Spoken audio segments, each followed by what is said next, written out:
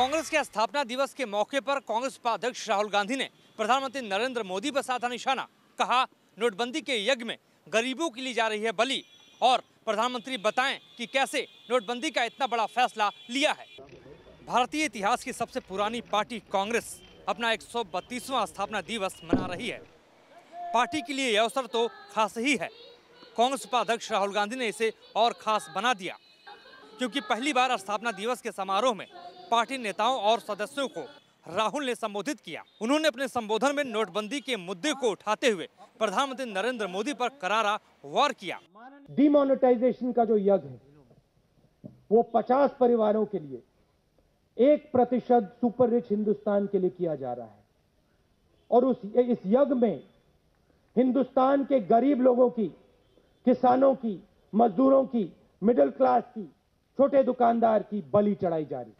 राहुल ने कहा, 30 दिसंबर आ गया है, अब बैंक से पैसा निकालने की पाबंदी हटाओ और 8 नवंबर से पैसा निकालने की तारीख तक सभी बैंक अकाउंट्स होल्डर्स को 18% ब्याज दो।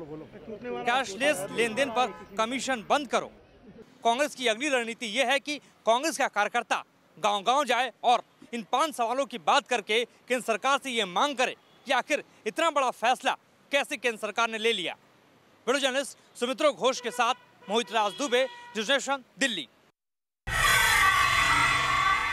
नोटबंदी के खिलाफ अब लालू यादव ने खोला मोर्चा। पटना में लालू यादव के नेतृत्व में महाधरना का आयोजन आरजेडी ने किया।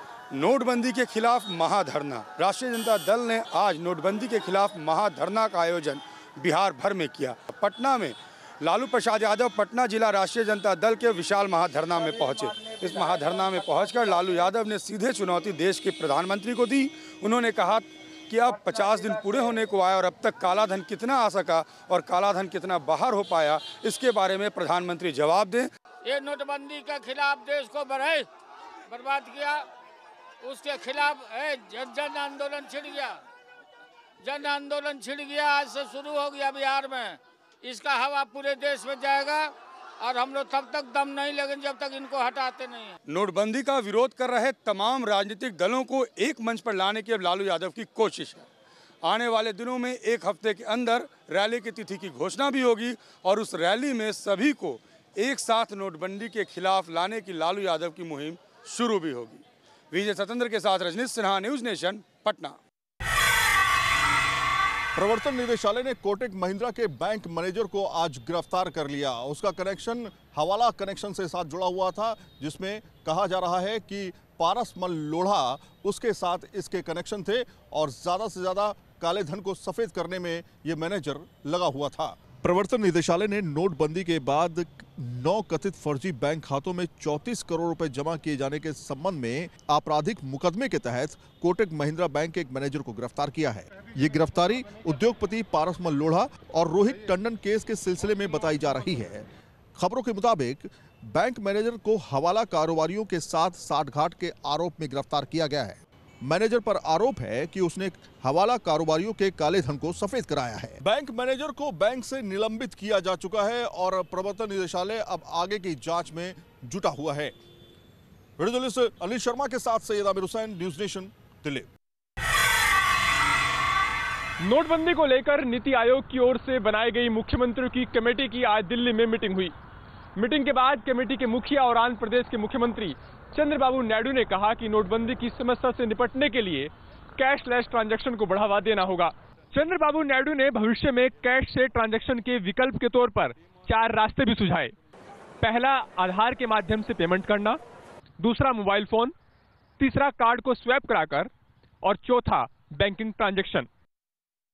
बैठक के बाद चंद्रबाबू नायडू ने कहा कि आधार के माध्यम से पेमेंट करने के लिए केवल मर्चेंट के पास स्मार्टफोन होना जरूरी है। अगर ग्राहक के पास स्मार्टफोन नहीं है तब भी बायोमेट्रिक सिस्टम के माध्यम से भुगतान किया जा सकेगा। मीटिंग के बाद चंद्रबाबू नायडू ने यह भी कहा कि अभी तक केवल 4 बैंकों के पास आधार कार्ड के जरिए पेमेंट करने की सुविधा उपलब्ध है। उन्होंने उम्मीद जताई कि जल्द ही दूसरे बैंक भी इस सुविधा को शुरू कर देंगे। वीडियो जर्नलिस्ट सुभाष के साथ अरविंद सिंह, न्यूज़ नेशन, दिल्ली। केंद्रीय कैबिनेट ने ऑर्डिनेंस को दी मंजूरी। नरेंद्र मोदी की अगुवाई में हुई कैबिनेट की बैठक में आरबीआई एक्ट में बदलाव को मंजूरी दे दी गई। सरकार ने पुराने नोट बैंक में जमा कराने की अंतिम तारीख 30 दिसंबर रखी है, लेकिन इससे मंजूरी के लिए राष्ट्रपति के पास भेजा गया है। राष्ट्रपति के साइन के बाद यह कानून लागू हो जाएगा। 10 नोट यानी बंद हुए नोटों का बड़ा हिस्सा इस तरह 10,000 रुपए तक रखने पर कोई जुर्माना नहीं देना पड़ेगा। 1 जनवरी से 31 जनवरी तक तय लिमिट से ज्यादा पुराने नोट मिलने पर 5,000 या उसका 5 गुना ज्यादा जुर्माना देना पड़ेगा। इसके अलावा 31 मार्च तक विदेश गए हुए सेना के दूर दराज के इलाकों में तैनात जवान उचित कारण बताकर आरबीआई में पैसा जमा करा सकते हैं। सरकार की इस कवायद से जिनके पास बड़ी संख्या में पुराने नोट हैं, वो इन नोटों को आरबीआई के सामने रखने के लिए बाध्य होंगे और सरकार को काले धन के स्रोत के बारे में जानकारी मिलेगी। वीडियो जर्नलिस्ट सुभाष चंद्र के साथ रविकांत राय, न्यूज नेशन, दिल्ली। मंगलवार की रात मुंबई एयरपोर्ट पर एयर इंटेलिजेंस यूनिट ने 3 लोगों को बड़ी मात्रा में विदेशी करेंसी के साथ गिरफ्तार किया है। एयर इंटेलिजेंस यूनिट को मुखबिरों के माध्यम से जानकारी मिली थी कि उनके पास बड़ी मात्रा में विदेशी करेंसी है। एआईयू ने जब इनके बैगेज की तलाशी ली तो वाहिद अली के बैगेज से 1,39,000 सऊदी रियाल्स, 56,500 यूएई दिरहम्स और 14,000 ऑस्ट्रेलियन डॉलर्स बरामद किए। डीमोनेटाइजेशन के बाद से ही काले पैसों को सफेद करने की संभावनाएं बढ़ी हैं और यही कारण है कि एजेंसियां सतर्क हैं और दिन ब दिन बड़े बड़े सीजर कर रही हैं। वीडियो जर्नलिस्ट सुरेंद्र जाधव के साथ Shailendra Singh, news nation, Mumbai. Samajwadi party ने आज अपने 325 उम्मीदवारों की लिस्ट जारी कर दी है। ये लिस्ट खुद मुलायम सिंह यादव ने जारी की। कहा जा रहा है कि इस लिस्ट में 3 वर्तमान मंत्री और 53 विधायकों के टिकट काट दिए गए हैं। 325 उम्मीदवारों की सूची में 3 मंत्रियों का नाम गायब है। राम गोविंद चौधरी, पवन पांडे, अरविंद सिंह गोप का टिकट काट दिया गया है। ये सभी अखिलेश समर्थक हैं। इतना ही नहीं, बाहुबली आतिक अहमद, रामपाल यादव और मुख्तार के भाई सबीतुल्लाह को भी टिकट दिया गया है। के लिए समाजवादी पार्टी द्वारा आज कुल 225 विधानसभा सीटों पर उम्मीदवार घोषित 325 आज कुल 325 विधानसभा सीटों पर उम्मीदवार घोषित किए जा रहे हैं, जिसमें 178 सीटें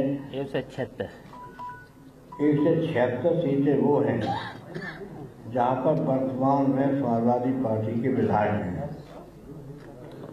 और 149 वो सीटें हैं जहां पर समाजवादी पार्टी के विधायक वर्तमान में नहीं है। अपने समर्थक उम्मीदवारों की एक लिस्ट अखिलेश यादव ने राष्ट्रीय अध्यक्ष मुलायम सिंह यादव को सौंपी थी, लेकिन आज जो लिस्ट पार्टी ने जारी की है उनमें से अखिलेश समर्थक गायब है। वीडियो जर्नलिस्ट दीपक राणा के साथ विनोद मिश्रा, न्यूज नेशन, लखनऊ। दिल्ली के उपराज्यपाल नजीब जंग का इस्तीफा राष्ट्रपति ने किया मंजूर। दिल्ली के नए उपराज्यपाल का नाम लगभग तय। दिल्ली के उपराज्यपाल नजीब जंग के इस्तीफे के बाद अब उनकी जगह नए उपराज्यपाल का नाम लगभग तय हो चुका है। सूत्रों के मुताबिक दिल्ली के नए उपराज्यपाल अनिल बैजल होंगे और इस नाम को राष्ट्रपति भवन भी भेज दिया गया है, जहां से अगले 1 या 2 दिनों में इसे मंजूरी मिल जाएगी। राष्ट्रपति अभी दिल्ली में ही है और ऐसे में अनिल बैजल के नाम को मंजूरी मिलने में ज्यादा देर नहीं लगेगी। अनिल बैजल अटल बिहारी वाजपेयी सरकार में गृह सचिव रहे थे। दिल्ली के नए उपराज्यपाल का नाम तय हो चुका है, जल्द ही इसकी घोषणा भी हो जाएगी, लेकिन नजीब जंग का इस्तीफा अपने पीछे कई सवाल छोड़ गया है। वीडियो जर्नलिस्ट गौरव अरोड़ा के साथ रुमानुल्लाह खान, न्यूज नेशन, दिल्ली। कानपुर देहात के रूरा स्टेशन पर उस वक्त एक बड़ा हादसा हो गया जब अजमेर जा रही अजमेर सियालदा एक्सप्रेस के 15 डिब्बे पटरी से उतरकर बुरी तरह क्षतिग्रस्त हो गए। अजमेर सियालदा एक्सप्रेस कानपुर स्टेशन छोड़कर जब रूरा स्टेशन पहुंच रही थी उससे पहले ही हादसे का शिकार हो गई। यात्री जब तक कुछ समझ पाते उससे पहले ही स्लीपर क्लास के 13 कोच और जनरल क्लास के 2 कोच बेपटरी होकर बुरी तरह क्षतिग्रस्त हो गए। स्लीपर क्लास के 2 डिब्बे S5 और S6 नहर में गिर गए थे, लेकिन राहत की बात यह रही कि इस हादसे में किसी की जान नहीं गई। हालांकि 60 से ज़्यादा लोग घायल हुए, जिन्हें फौरन कानपुर देहात और कानपुर नगर अस्पताल भेज दिया गया। रूरा रेल हादसे के असल कारणों के लिए कमिश्नर रेलवे सेफ्टी को उसकी जांच दे दी गई है। पहले कानपुर देहात का पुखराया और उसके बाद रूरा स्टेशन। 40 दिन के भीतर 2 बड़े रेल हादसे रेलवे मंत्रालय के उन कदमों पर सीधा सवाल उठाते हैं जिनमें किराया बढ़ाया जा रहा है, नई ट्रेनों की सौगात दी जा रही है, लेकिन ऐसे रेल हादसे कम होते नहीं दिख रहे। कानपुर देहात से वीडियो जर्नलिस्ट पुनीत पांडे के साथ Ratish Trivedi, news nation. Madhya Pradesh BJP के सीनियर लीडर और एमपी के ex chief minister Sunderlal Patwa का निधन पीएम मोदी ने भोपाल आकर दी श्रद्धांजलि। मध्य प्रदेश के पूर्व मुख्यमंत्री सुंदरलाल पटवा के निधन के बाद बीजेपी मुख्यालय में उन्हें श्रद्धांजलि देने वालों का तांता लगा रहा। पीएम मोदी खास तौर पर भोपाल पहुंचे और पटवा के पार्थिव शरीर पर पुष्प अर्पित करके श्रद्धांजलि दी। इनके साथ साथ कई केंद्रीय मंत्री और मध्य प्रदेश के मुख्यमंत्री शिवराज सिंह चौहान ने भी पटवा के पार्थिव शरीर पर पुष्प अर्पित किए। सुंदरलाल पटवा का अंतिम संस्कार उनके पैतृक स्थान कुकड़ेश्वर में किया जाएगा और इससे पहले बीजेपी के तमाम कार्यकर्ता बड़ी संख्या में पटवा को श्रद्धांजलि देने भोपाल पहुंचते रहे। वीडियो जर्नलिस्ट अभय के साथ नीरज श्रीवास्तव, न्यूज नेशन भोपाल। मेरठ शहर से दिन दहाड़े लूट की तस्वीरें सामने आई हैं, जहां बेखौफ बदमाशों ने तमंचे की नोक पर एक व्यापारी को अपना निशाना बनाया है। लूट की ये वारदात मेरठ के गंगानगर इलाके में हुई, जहां कुछ बदमाशों ने पेंट का कारोबार करने वाले सुनील शर्मा की दुकान में धावा बोल दिया।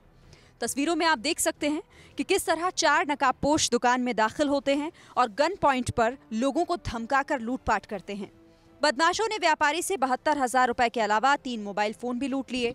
इस वारदात के बाद से ही कारोबारी का पूरा परिवार दहशत में है। हैरत की बात यह है कि बदमाशों ने भरे बाजार इस वारदात को अंजाम दिया, लेकिन वहां पुलिस का कोई इंतजाम नहीं था। अब पुलिस सीसीटीवी फुटेज के आधार पर बदमाशों को पकड़ने की बात कह रही है। वीडियो जर्नलिस्ट संजय कुमार के साथ शीरीन, न्यूज नेशन।